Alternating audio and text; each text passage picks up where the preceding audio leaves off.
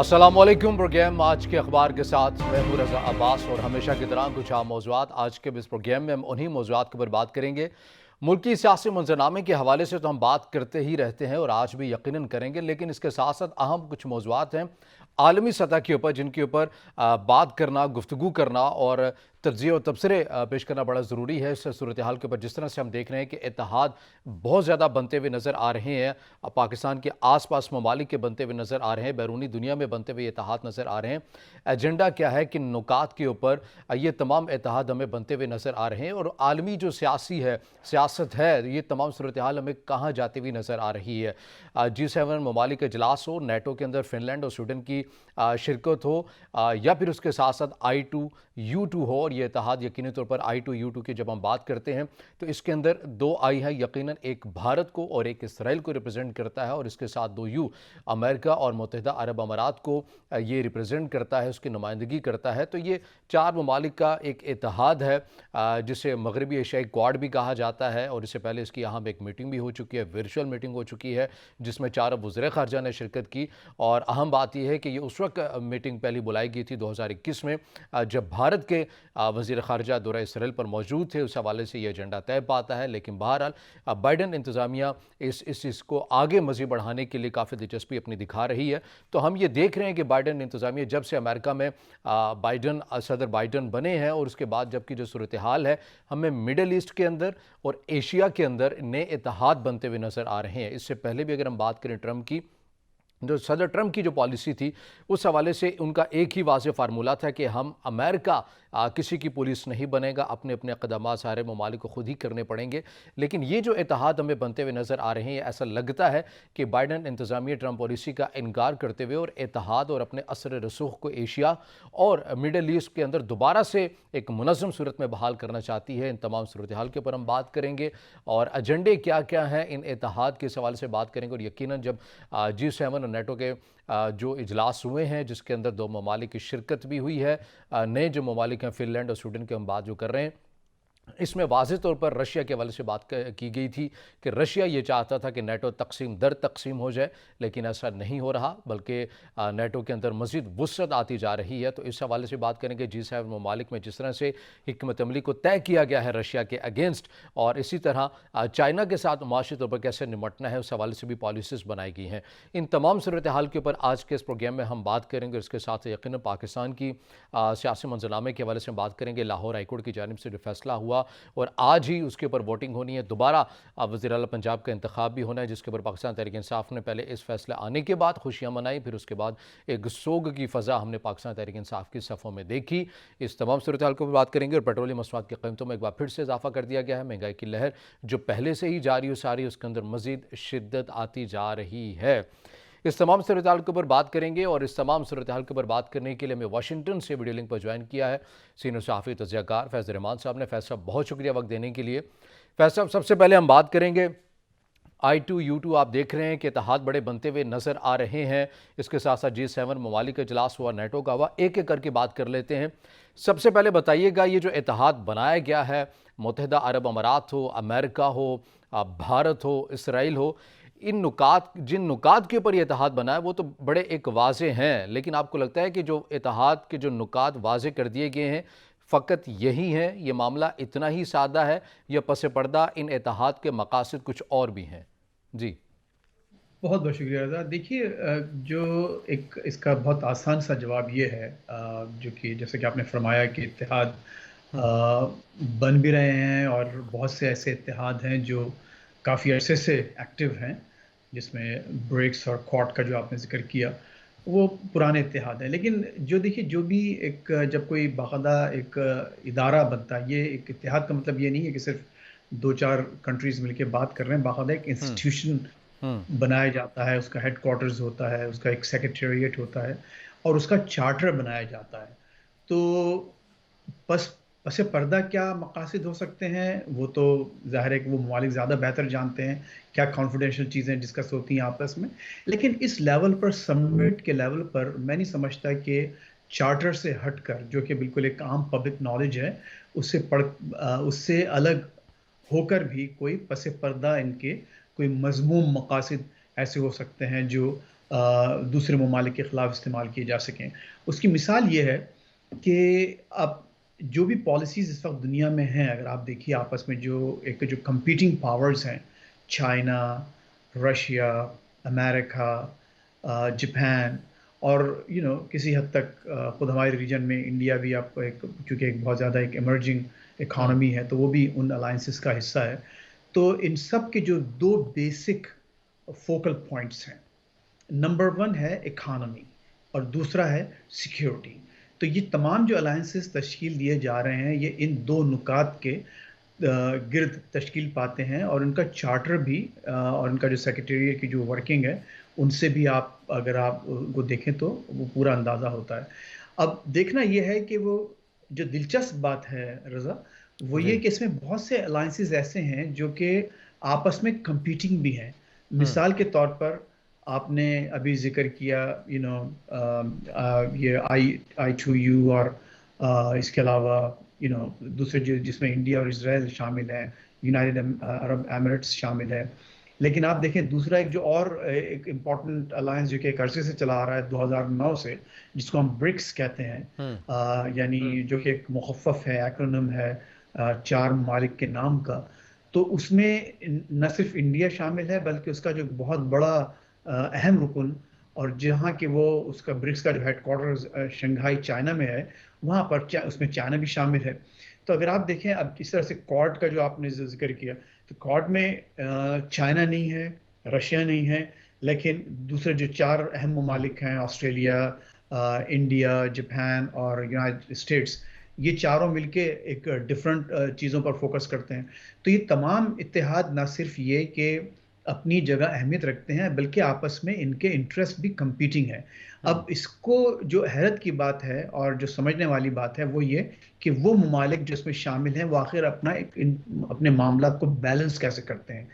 کیسے ہو سکتا ہے کہ انڈیا ایک ایسے اتحاد کا حصہ ہو جو چائنا کے خلاف ہو، اور پھر ایٹ دا سیم ٹائم وہ ایک اور بہت امپورٹنٹ اتحاد جو کہ برکس ہے اس کا بھی ایک حصہ ہے، جس میں چائنا ہوں کا بہت بڑا رول ہے، اور جس اتحاد کا، جس الائنس کا ہیڈ کوارٹرز ہی چائنا میں ہے. تو یہ اصل میں امتحان ہوتا ہے لیڈرشپ کا، ہوں اس قوم کو بحیثیت ایک قوم کا، کہ ان کی اپنی اکانومی، ان کی اپنی اسٹرینتھ، نہ صرف یہ کہ اکنامک ہوں انٹرسٹ اسٹرینتھ، بلکہ اس کے علاوہ جو ان کی اپنی ایک ملٹری اسٹرینتھ ہے وہ کس حد تک ان الائنسز کو کنٹریبیوٹ کر سکتی ہے.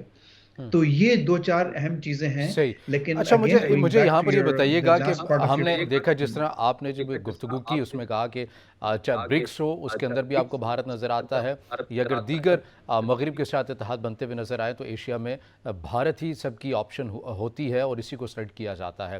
یہ آخر وجہ کیا ہے؟ کیونکہ آج کے اس پروگرام میں جو مقصد ہے اس ایسے تمام امور کے اوپر ڈسکس کرنے کا، کہ عالمی سطح کے اوپر جو یہ اتحاد بنتے ہوئے نظر آ رہا ہے اس میں پاکستان کا جو کردار ہمیں یا تو کہیں نظر نہیں آتا یا بڑی حد تک جو ہے ہمیں کم نظر آتا ہے.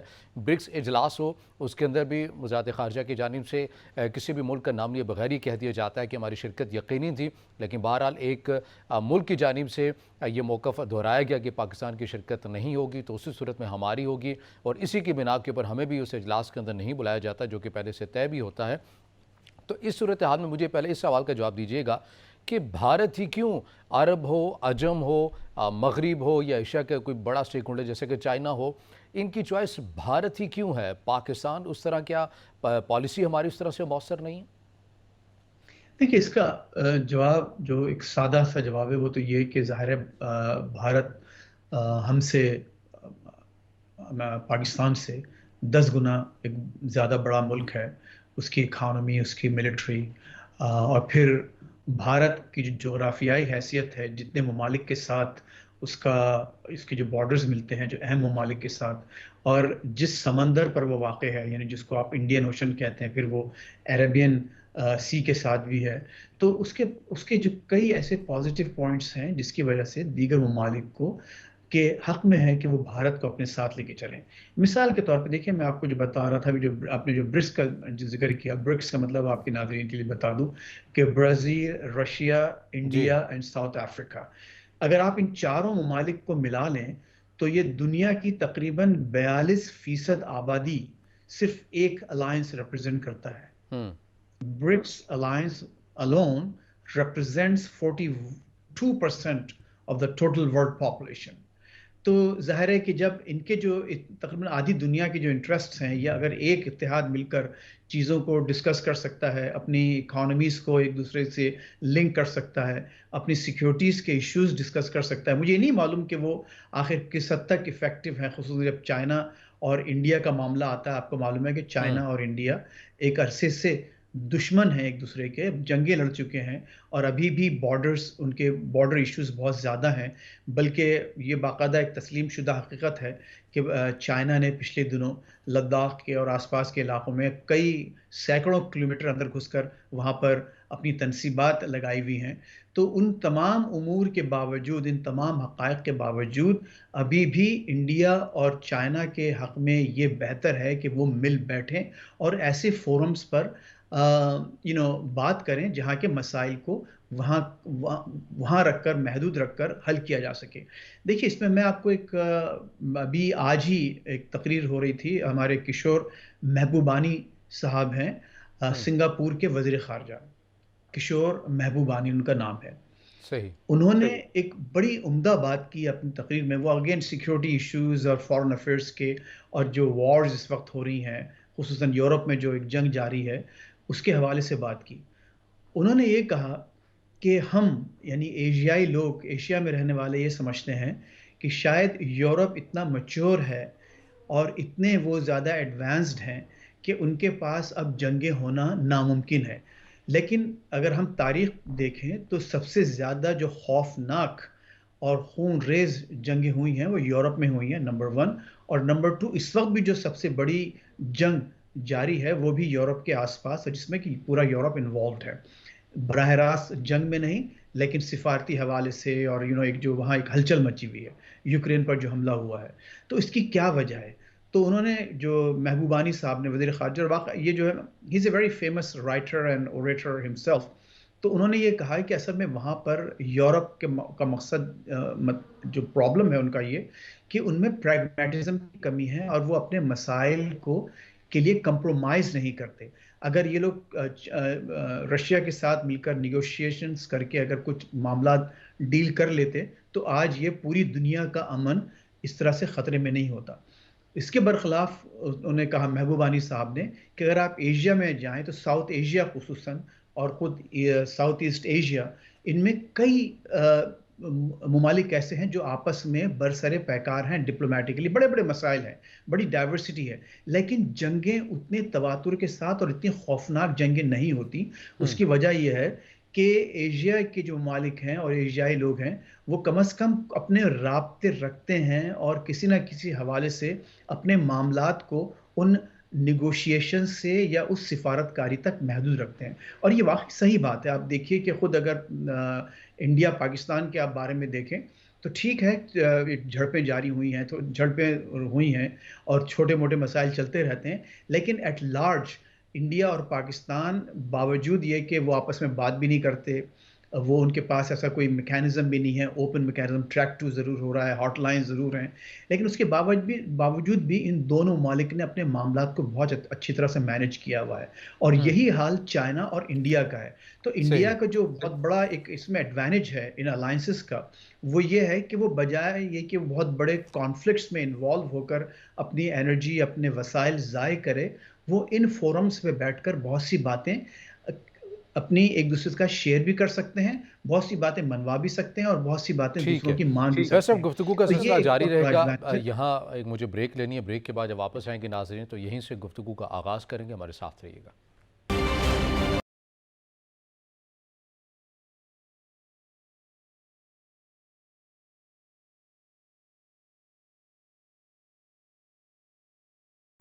بریک کے بعد ناظرین پروگرام میں آپ کو دوبارہ خوش آمدید کہیں گے، اور ہم بات کر رہے ہیں عالمی سطح کے اوپر جو اتحاد بنتے ہوئے ہمیں نظر آ رہے ہیں، اور ان کے اندر جس قسم کی جو متحرک و تحرک پایا جا رہا ہے، ملاقاتیں ہو رہی ہیں، میٹنگز ہو رہی ہیں، ایجنڈے کو سیٹ کیا جا رہا ہے اور ایجنڈے کو کیسے نافذ العمل کرنا ہے، اس کی تشہیر کیسے کرنی ہے، اقدامات کو یقینی کیسے بنانا ہے، اس کے لیے یقیناً لائحہ عمل بھی بنائے جا رہے ہیں۔ ان تمام صورتحال کے اوپر ہم بات کر رہے ہیں اور ان تمام صورتحال کے اوپر بات کرنے کے لیے میں واشنگٹن سے سینئر صحافی تجزیہ کار فیض رحمان صاحب نے جوائن کیا ہوا ہے۔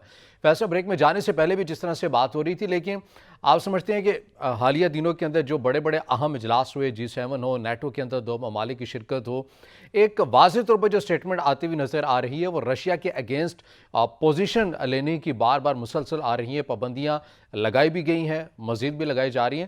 تو تمام صورتحال میں آپ سمجھتے ہیں کہ زیادہ جو نقصان ہے پابندیوں کا وہ بالآخر یورپ کو ہی ہونا ہے؟ کیونکہ کل بھی ایک سٹیٹمنٹ سامنے آئی رشیا کے پریزیڈنٹ کی، انہوں نے کہا کہ آپ ہمارے پر پابندیاں لگا لیں لیکن اس سے فرق نہیں پڑے گا، یورپ بھی متاثر ہوگا اور امریکہ جان بوجھ کر یورپ کو متاثر کرنا چاہتا ہے۔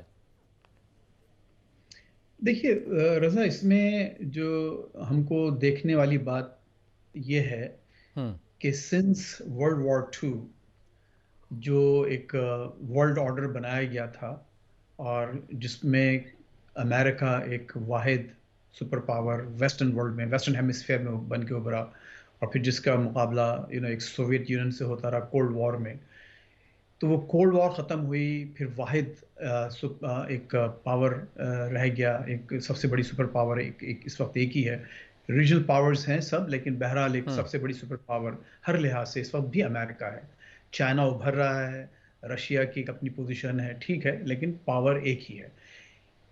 جو آپ دیکھ رہے ہیں کہ اتنی جو ایکٹیویٹیز ہو رہی ہیں اور اتنی زیادہ جو دورے کیے جا رہے ہیں اور میٹنگز ہو رہی ہیں، کانفرنسز ہو رہی ہیں، اس کی وجہ یہ ہے کہ اس سے پہلے کبھی اس ورلڈ آرڈر کو ایک ریئل کوئی خطرہ فیس نہیں کیا، دنیا نے فیس نہیں کیا تھا۔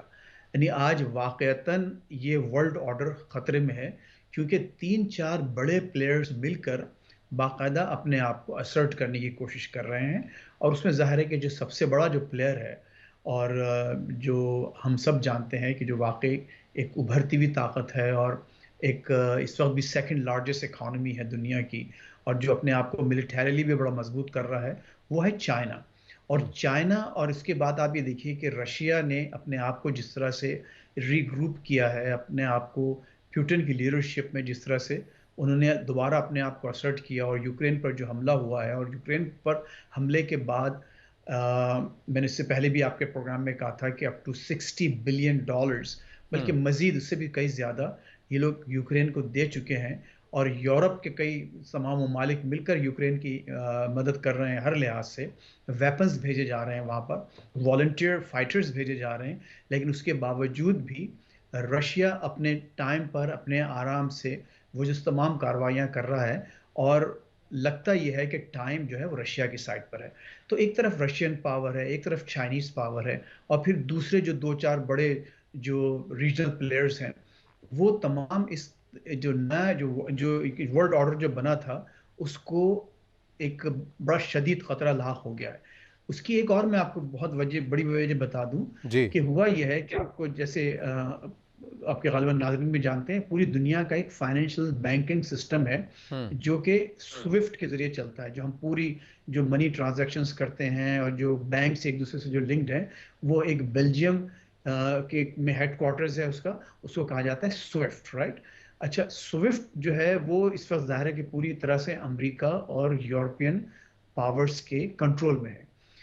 آپ کی اطلاع کے لیے عرض ہے کہ آج سے 2-3 سال پہلے چائنا اور رشیا نے مل کر اپنا ایک متبادل جی بینکنگ سسٹم باقاعدہ سیٹ اپ کیا ہے۔ وہ اتنا کامیاب نہیں ہے فی الحال، لیکن بہرحال وہ موجود ہے کہ اگر ان کو اس بینکنگ سسٹم سے خارج کیا جاتا ہے یا ان کو کوئی خطرہ ہو تو وہ اپنا سسٹم اچھی طرح سے ری ایکٹیویٹ کر کے اس کو استعمال کر سکتے ہیں، اور اس میں دنیا کی اور دوسرے ممالک کو جو کہ رشین اور چائنیز بلاک میں شامل ہیں اس میں شامل کر کے اس کو اور زیادہ افیکٹو بنا سکتے ہیں۔ تو یہ وہ بات ہے جس کی وجہ سے امریکہ نے باقاعدہ ایک اس کو ڈھکی چھپی کوئی بات نہیں ہے، باقاعدہ ڈکلیئر کیا ہوا ہے، وائٹ ہاؤس اور اسٹیٹ ڈپارٹمنٹ کی ویب سائٹس پر ہے کہ اس وقت ہمارا جو مین ایڈورسری ہے وہ چائنا ہے، اور ہم اس کو کنٹین کرنے کے لیے ہر وہ کام کریں گے جو کہ ہم کو کرنا چاہیے اور ہم کر سکتے ہیں۔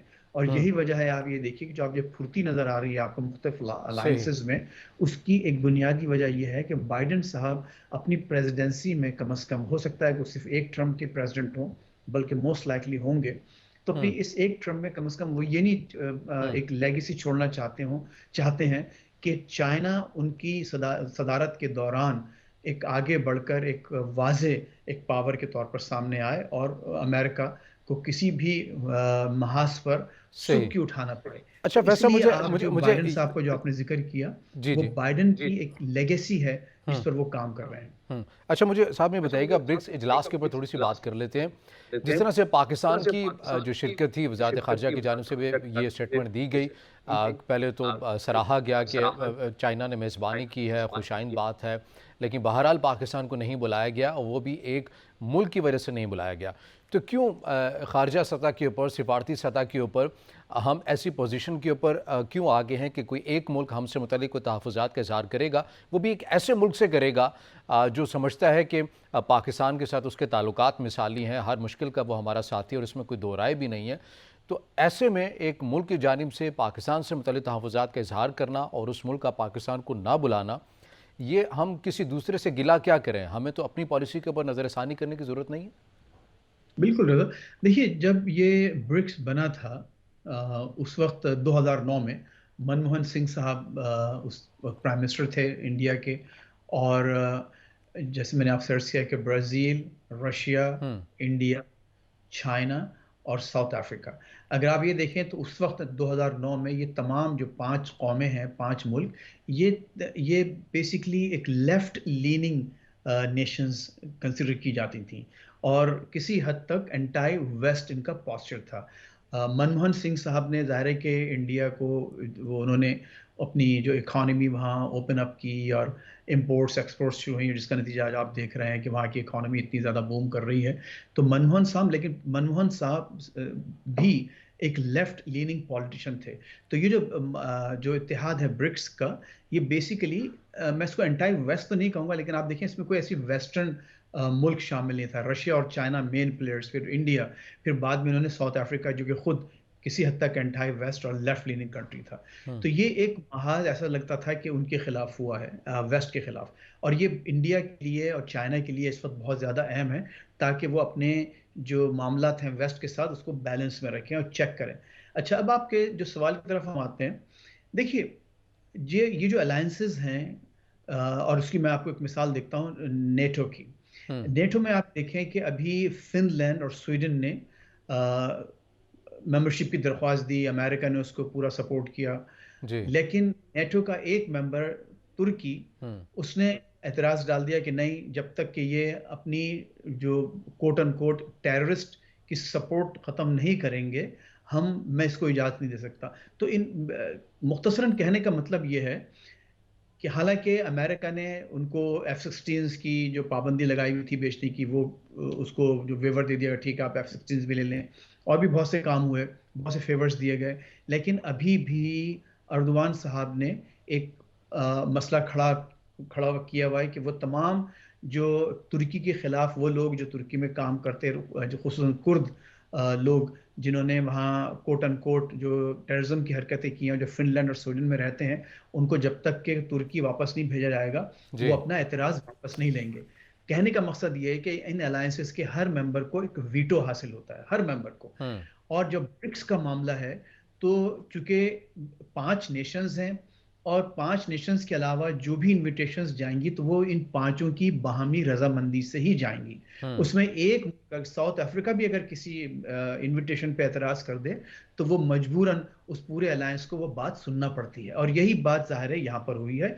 اس میں ہمارا پاکستان کا کوئی قصور نہیں ایز سچ، اور ظاہر ہے کہ فارن آفس نے اس کو ایکسیپٹ بھی کیا کہ بھارت کے اعتراض، بھارت کا صرف وہ اعتراض نہیں تھا، بھارت کا وہ ویٹو تھا کہ انہوں نے کہا نہیں جی، ہم نہیں چاہتے کہ پاکستان کو اس میں بلایا جائے، کیونکہ وہ پہلی بات ہے کہ پاکستان ظاہر ایک ممبر بھی نہیں ہے، لیکن ان جو اجلاسوں میں عموماً جو ان اتحاد کے اجلاسوں میں ایسا ہوتا ہے روایتی طور پر کہ جو دوسری جو قومیں ہیں ان کو بھی انوائٹ کیا جاتا ہے تاکہ معاملات تھوڑے سے اور زیادہ وسیع بنیادوں پر استوار کیے جا سکیں اور ڈسکشنز ہوں۔ تو اس میں جو قصور ہے وہ میں نہیں سمجھتا کہ پاکستان کا ایسا قصور ہے. ہاں البتہ قصور یہاں ہے کہ ہم کو یہ ہمارے لیے ایک سبق ہے کہ انڈیا، میں یہ نہیں کہنا چاہتا کہ ہم جو انڈیا سے ہمارے جو معاملات ہیں ان کو پس پشت ڈال کر صرف ان میٹنگز میں جانے کے لیے بہت سی چیزوں کو پس پشت ڈال دیں، نہیں. لیکن کہیں نہ کہیں کسی نہ کسی طریقے سے کوئی نہ کوئی ایسا میکینزم ہونا چاہیے کہ ہم ان تمام بڑے جو بنیادی معاملات ہیں فارن افیئرس کے، اور جو ایک بڑے لیول پر عالمی سطح پر ہو رہے ہیں، ہم ان کا حصہ بن سکیں. اور اس میں صحیح. ہم کو زیادہ ایگریسو اور زیادہ افیکٹو سفارت کاری کی ضرورت ہے. اگین میں ٹھیک ہے. یہ نہیں کہنا چاہ رہا کہ ہماری سفارت کاری، ہمارے سفارتکاروں کا کوئی قصور ہے اس سلسلے میں، ہوں. لیکن یہ ضرور ہے کہ ہمارے پاس کوئی ایسا ویژن ہونا چاہیے کہ جس ویژن کے تحت آپ اپنے مسائل کو سامنے رکھتے ہوئے ان جو بڑے بڑے فورمز کا آپ حصہ بن سکیں جہاں صحیح. کہ انڈیا کی ٹھیک ہے فیصل، مجھے بھرپور یہاں پر حمایت. بریک لینی ہے. بریک کے بعد جب واپس آئیں گے ناظرین تو بات کریں گے ملکی سیاسی منظرنامے کے حوالے سے. لاہور ہائی کورٹ کی جانب سے فیصلہ دیا گیا، اس کے اوپر بڑی پہلے پاکستان تحریک انصاف کی جانب سے خوشی منائے گی، لیکن بہرحال پھر بعد میں ایک سو کی فضا ہم نے پاکستان تحریک انصاف کی صفوں میں دیکھی. تمام صورتحال کے اوپر بات کریں گے. عمران خان صاحب نے بھی تقریر کی ہے، فیصلے کے اوپر تحفظات کا اظہار کیا ہے، اس نقطے کے اوپر ہی بات کریں گے. یہ ہم وقت بریک کا ہمارے ساتھ رہیے گا.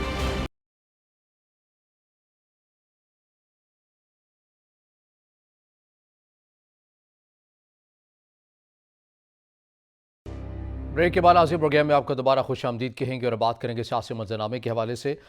فیصل، بات کر لیتے ہیں کل جس طرح سابق وزیر اعظم عمران خان صاحب نے بھی اسلام آباد کے اندر تقریب کے اندر خطاب کرتے ہوئے بڑے تحفظات کا اظہار کیا. لاہور ہائی کورٹ کی جانب سے جو فیصلہ آیا، ایک عمومی جو تمام سیاسی منظرنامہ ہے اس حوالے سے بھی انہوں نے باتیں کی، اپنی کارکردگی کے حوالے سے بھی باتیں کی.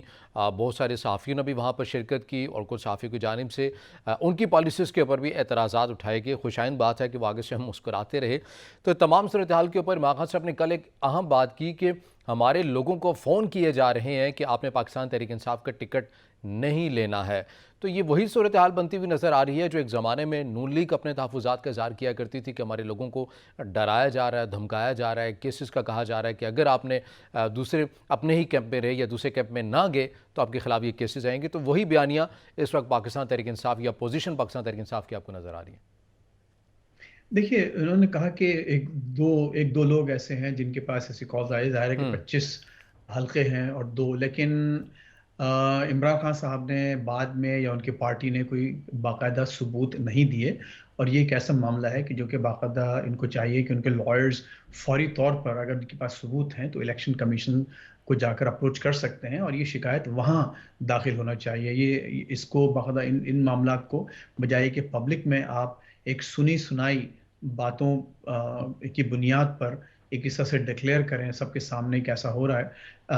ٹھیک ہے اس کی سیاسی وجوہات ہو سکتی ہیں اور اس سے کوئی سیاسی مائلیج بھی آپ حاصل کر سکتے ہیں، لیکن اس کا آن دا گراؤنڈ کوئی اثر اس لیے نہیں ہوگا کہ جب تک کہ آپ اس بات کو ثبوت کے طور پر باقاعدہ ثبوت کے ساتھ آپ جو متعلقہ ادارے ہیں خصوصاً الیکشن کمیشن، اگر آپ وہاں جا کر اس کو نہیں بتاتے تو اس کا کوئی اثر نہیں ہونا. اور یہ بات آپ کی صحیح ہے کہ ہمارے پاس ایسی روایات رہی ہیں، اس میں اگر ان کا ثبوت ہے تو بہت اچھا ہے، لیکن یہ کہ یہ ایسی کوئی ناقابل یقین بات نہیں ہے میرے لیے، کیونکہ یہ چیزیں ماضی میں بھی ہوتی رہی ہیں اور ماضی قریب میں بھی ہوتی رہی ہیں. اور ہم جانتے ہیں کہ ایون جو اس وقت جو سیٹ اپ ہے، اور خصوصاً آپ نے بھی ذکر کیا اس سیمینار کا جہاں فارمر پرائم منسٹر نے تقریر بھی کی، تو جو ایک بہت اچھی ڈیپینڈ کرتی ہے کس سائٹ سے آپ بات کر رہے ہیں. جو ایاز امیر صاحب نے جو تقریر فرمائی اور جس طرح سے انہوں نے پورے معاملات کو بالکل کھل کر سامنے رکھا، تو ہم جانتے ہیں کہ چیزیں کیوں ہو رہی ہیں، کیسے ہو رہی ہیں،